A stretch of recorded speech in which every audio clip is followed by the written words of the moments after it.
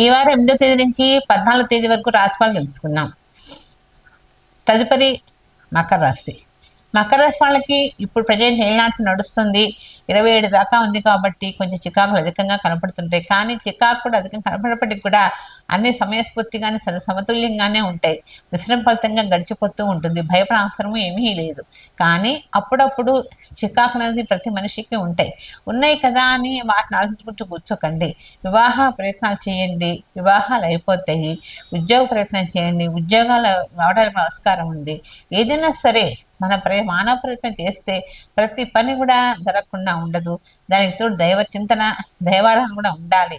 ఈ రెండు కలిసినట్లయితే ఏ దోషాలు ఉన్నప్పటికీ కూడా మనం ముందుకెళ్ళడానికి ఆస్కారం ఉంది. చక్కగా చేయండి. మకర రాశి వాళ్ళకి అన్ని విషయాలు కూడా బాగుంటుంది. శనికి తైలాభిషేకం చేయించుకుంటుండండి. మీ సమస్యలు ఈజీగా సాల్వ్ అయిపోతాయి.